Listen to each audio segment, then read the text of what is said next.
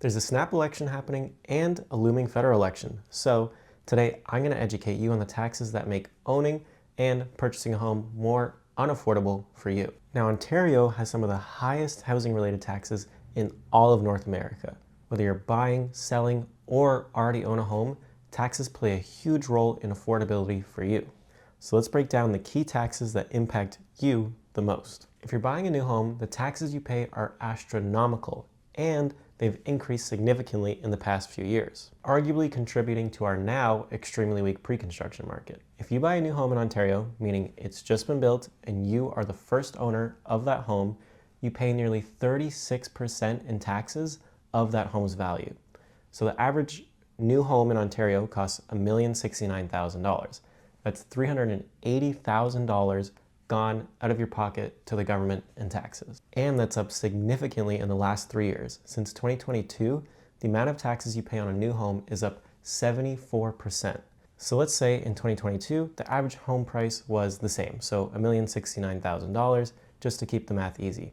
So in 2022, you would have paid $218,000 in taxes. Still a good chunk, but definitely nothing compared to today's $380,000. Now, the first tax that you get hit with is development charges.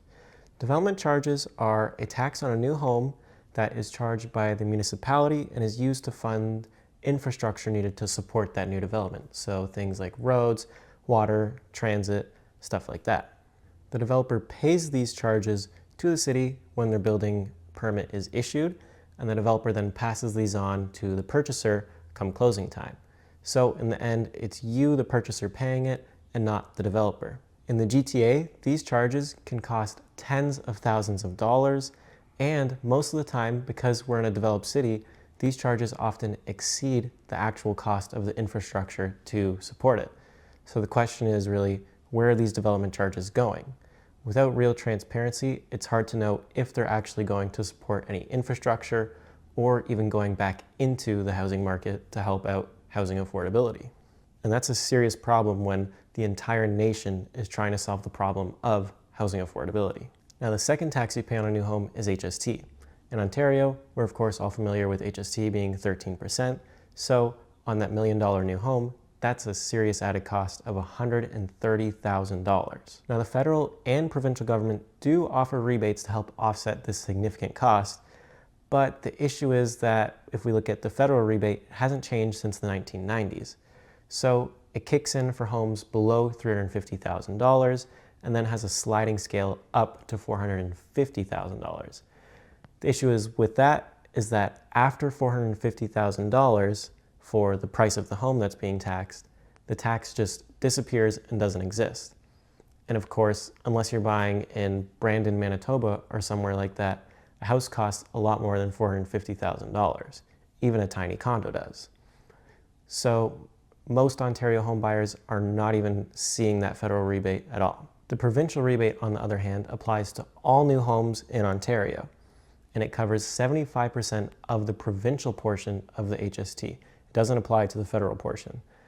And it caps out at $24,000. So that cap in terms of home price is $400,000. So if you're ever spending above $400,000 on a home, you're not technically getting your full bang for your buck, but at the end of the day, you're still getting $24,000 back, unlike the federal rebate where you get nothing. So this is definitely a lot more helpful than the federal rebate, but at the end of the day, it's still not much and is pretty outdated, given that this was looked at and adjusted in 2009. So it's based off home prices that are 16 years old, and a house costs a lot more than it did in 2009. Now, the third tax you pay that increases costs for you is land transfer tax. Land transfer tax applies to any home purchase, not just new home purchases. So the first two taxes we covered were only on new homes, but the land transfer tax applies to any purchase of a house. The land transfer tax is on a bracket style for the amount that's chosen, so it's kind of like income tax. So the scale looks like this. So you pay 0.5% on the first $55,000, then 1% from 55 to 250, and then 1.5% from 250 to 400,000, and then 2% from 400,000 to 2 million, and then 2.5% on anything over 2 million. So if you're buying a home, you don't have to do all this math yourself. TREB, if you go on their website, has a land transfer tax calculator that will help you budget for it because it is a significant cost. For the purchase of that $1 million new home, it'll cost you $16,475 in land transfer tax. And then if you're purchasing in Toronto, they have their own municipal land transfer tax, which is the exact same amount as the general land transfer tax. So you'll end up paying double, which brings your total to $32,950 in land transfer tax. This is a significant cost, not only to first-time buyers, but to every single buyer. First-time buyers are helped out a bit with a partial rebate, but that rebate doesn't really help out with today's home prices. The rebate for first-time buyers is $4,000 from the province, and then if you're buying in Toronto, they give you $4,475. So you're getting $8,475 back on the land transfer tax that you paid $30,000 and change for. It's something, but it's not much given that significant cost to you. And those rebates were last updated in 2017, and the cost of a home has gone up significantly since then. So this is a very important tax to keep in mind because it applies to all home purchases and not just new construction. So every single home purchaser is affected by this, and it is a huge cash cow for not only the province, but the city of Toronto.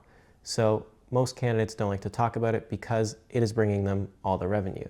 So see if anybody is, and if they talk about maybe helping first-time buyers out with an increase to the rebate. So as you can see, purchasing a new home has a huge added cost from taxes, from development charges to HST, and then on top of all that, land transfer tax. It is a significant added cost to new home buyers. And that cost has gone up significantly since 2022. In the past 3 years, as I mentioned earlier, that is up 74%. That is definitely not in line with inflation. This is what makes it extremely hard to justify purchasing a new home and is one of the contributing factors of why we're seeing no new condos being built as well as sold. They aren't getting sold, so condo developers are not building them, and this will really hurt supply 5, 10, 15, and 20 years down the line. So something needs to be done to help encourage these developers to build again, but right now with the taxes the way they are, consumers aren't going to buy and developers won't build as long as they have to pay ridiculously high development charges. Which begs the question of why build new homes if we're going to tax them at such a high rate that the new supply doesn't actually help affordability. So why does this matter to you? Well, high housing taxes not only make buying a home more expensive, that's pretty straightforward, but as I was mentioning with new construction and development, it discourages developers from wanting to build, and in the end limits housing supply, which will then decrease affordability for you because now there's less supply in a couple years from now, and you're paying more in taxes. So it's a double whammy that just completely wrecks housing affordability for you. So with both elections on the horizon, it's extremely important to understand how these taxes affect affordability and what candidates propose to do about them, if anything. So if housing affordability really matters to you, take the time to do the research on where certain parties and candidates stand on this issue. If you'd like more resources, you can visit TREB's site, Fairhometaxes.ca, and there's tons of resources that has info on what you pay in taxes when you purchase a new home, what it goes to, and what it costs you, as well as some info on a recent survey they did for home purchasers and future home purchasers, which has some very interesting stats, especially a scary one that says 7 out of 10 young Canadians between the ages of 18 to 34 that live in the GTA plan on leaving the area in the next 5 years because of home affordability issues. So when you're on the site, you can click on View the Plan to see the PDF document that covers ways that TREB is advocating for tax fairness on homes, and if there are policies that you can stand by. At the same time you're there, you can click Add Your Name to then show your support for these policies that will then make buying a home more affordable for you. This election, make an informed choice and consider how housing policies could affect your future. If you see candidates pushing for housing affordability, see if they mention taxes, because again, that is a huge part in affordability for you. Over the years, they've kept saying we need more supply and we need more supply, and that's what will make housing more affordable. But we've seen more supply, especially in the condo market, and it has barely had an effect on the prices.